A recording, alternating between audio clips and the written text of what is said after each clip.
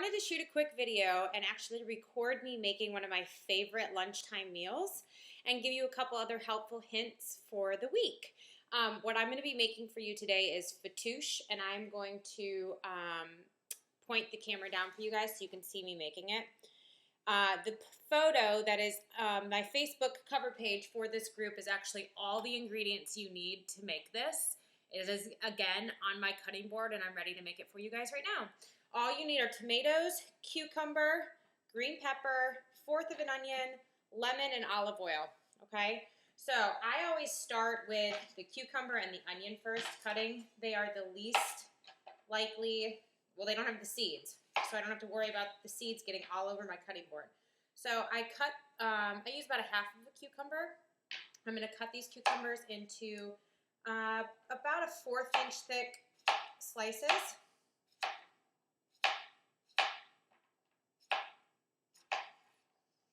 And then I'm going to cut them again in half.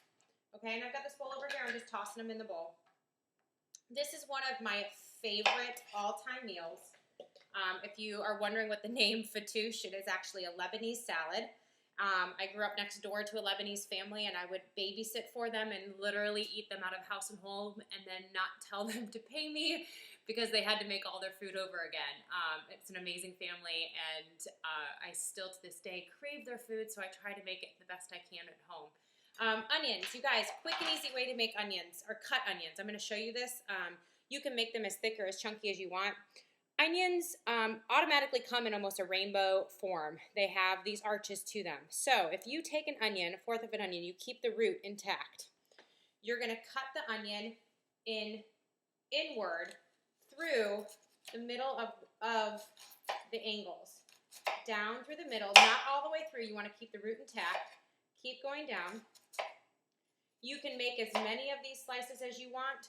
You can make them as close together or as far apart as you want. I like my onions a little bit chunkier in this, so I made them a little bit further apart. And then you just cut down, and you've got perfectly portioned pieces of onion, pre-cut for you.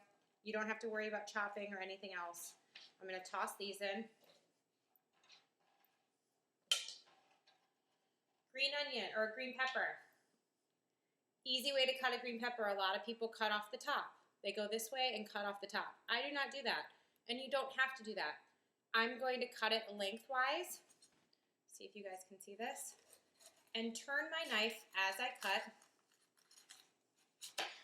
And I've got the core out, and I've got a perfectly cut pepper with no seeds in the middle. So you don't have to worry about reaching down into the pepper, taking out the veins, or taking out the seeds along your way. So I've cut, and again, these are rough cuts, you guys. They don't have to be perfect. So I cut this pepper in 6ths, and then I'm just going to cut them in chunks. Okay, nothing fancy here. Just cut them in chunks.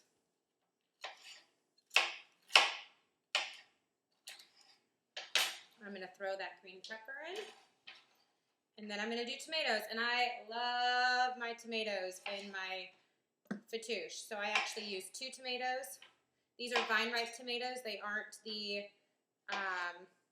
huge beefsteak tomatoes. You can use whatever tomatoes you really like. And again, I'm just cutting these up in chunks and throwing them in the bowl.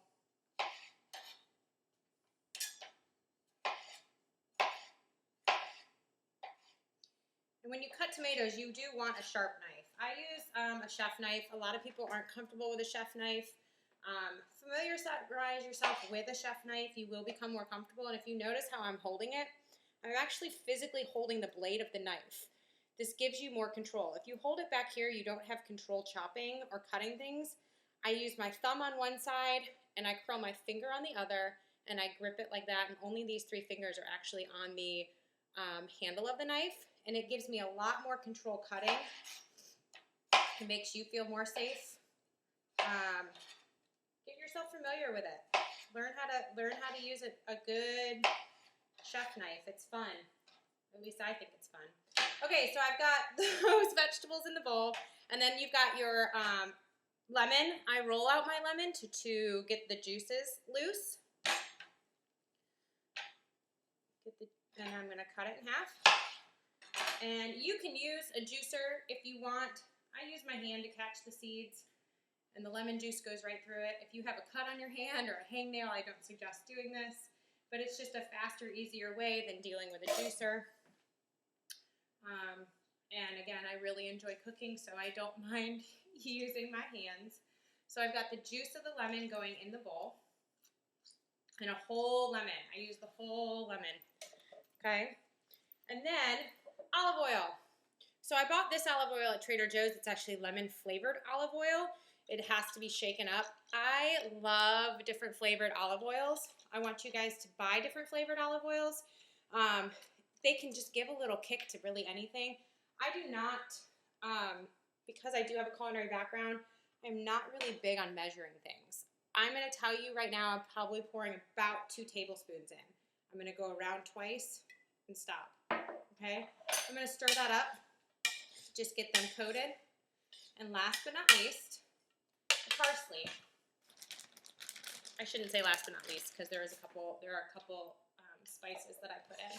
So the parsley is that, as you can see, I pulled the parsley out of a bag and it has been wrapped in a paper towel. The paper towel is soaking wet, and I can tell you why. Because leaves of any sort hold moisture. And if you are somebody who buys parsley or buys cilantro or even your spinach and it goes bad on you because you're not eating it quick enough, here's what I want you to do. I want you to get home. I want you to rinse off your herbs or rinse off the leaves. Let them dry, air dry for about 30 minutes. And then you roll them in a paper towel. In fact, this paper towel is wet. I'm going to grab another one, put the rest of this in, and roll it back up, and stick it in a baggie. And then I stick it back into my crisper. It pulls the moisture out and away from the leaves and will keep your leaves looking or lasting longer. I also do it with my spinach. I'll pull my spinach out so that you can see.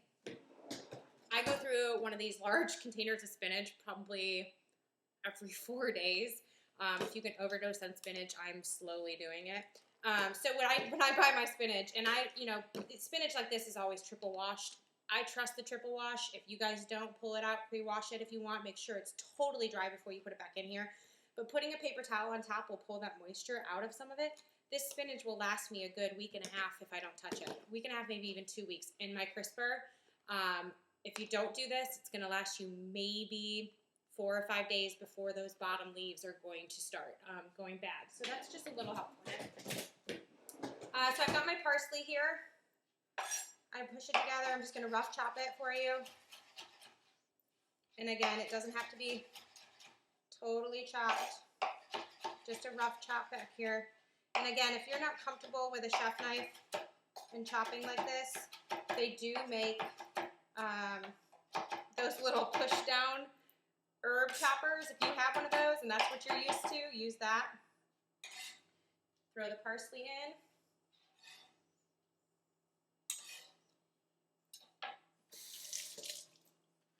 Okay, and so now I have this beautiful salad, okay, and it's got the lemon, the olive oil, the parsley, and then you're just going to do salt and pepper, and I use an herb called sumac.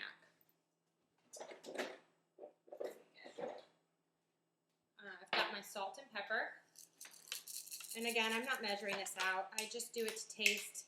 And this is something that I make once a week, so I just do what I do. And again, you're not going to mess it up by putting too much pepper in it. You can mess it up by doing too much salt. So just salt taste if you'd like. This is an herb called sumac. It is traditional for Lebanese fatoosh to put in. If you cannot find it, your fatoosh is going to taste perfect with just salt and pepper. I am used to it with the sumac in it, so of course I do. And I coat mine with the sumac. You can find sumac at specialty stores. I have yet to find it at a Whole Foods or a Earth Fare. There is a website called the Spice House that you can order it off of, and I think it's like $4. Even with shipping, it's really inexpensive. And I stir this all up, and you have this gorgeous salad. Sorry, I lost you guys. I want to be able to see you. you have this gorgeous salad, and this is what we call fatouche, okay? So, how do you eat fatouche? Very good question. I'm going to tell you. You eat it with hummus and a pita. So, the pitas that I use, I have found these because I am not in my hometown and I can't get the pitas from the restaurant that I love. I have found these pitas. They're Joseph's Flack Oat Brand whole wheat pitas, and they're actually amazing. One, because they are flax whole wheat, and two, because they are not those gigantic, fluffy, thick pockets. They are nice, thin, and as you can see, I'm tearing it. They're so thin. They are these nice, thin, delicate pita pockets. So all I do is I spread fatouche in the pocket, I spread the hummus in the pita pocket and then the fatouche, and I just eat it like a sandwich. I have this for lunch almost every day. It gives me a portion of my carbs. It gives me a portion of my vegetables for the day, and it leaves me feeling really full. Now, if it doesn't leave you feeling full and you want to add a protein, then add a protein. I have rotisserie chicken I buy one rotisserie chicken a week. I pull it apart and I just have it in my refrigerator, almost pre-portioned in the small little packets. And I'll throw chicken in my pita pocket with it just to add that little bit of protein to get me through the afternoon. And it's perfect with that. This fatouche will last 3 to 4 days in your refrigerator. Yes, you're going to get a lot more juices throughout the week because those tomatoes start to pull their juices out, as well as the onions, and it's okay. Just stir it. You can use a slotted spoon if you don't like all the juices, or pour a little juice on there and let it be a messy sandwich. You are going to absolutely love it. So when you're shopping for bread, you guys, look for this Joseph. They also make this flatbread. It's a multi-grain flatbread. It is only 90 calories, and this is also amazing. I also spread fatouche on this, or hummus on this with my fatouche. And another really great bread to look for is your Ezekiel bread. I buy this at my Trader Joe's, and it is in the regular section. I believe in Harris Teeter or Publix you can find it in the frozen section. And I buy it in their whole grain, their sprouted whole grain, and I also buy it with their cinnamon raisin. The cinnamon raisin is amazing. I just toast, like if I have a sweet tooth in the afternoon and I have a carb left to eat for the day, I will toast a piece of the cinnamon raisin Ezekiel bread and put about a teaspoon of coconut oil on it and eat it. No butter, coconut oil, and eat it, and it is so delicious. So look for these type of healthier choices. White bread just turns to straight sugar. That sugar gives you a little burst of energy, and then you have a lull. These whole grain breads, sprouted whole grain, whole wheat breads are going to keep you fuller longer. And it doesn't have the sugar content, so keep that in mind. I will post the recipe for fatouche on here if you have it in mind and you want to just reference what's in it. My picture for the group is all the ingredients that you need. You just chop, put it together, and stir up in a bowl. It's just that easy, and it is an amazing option for lunch. I hope y'all are having a great day. Thanks.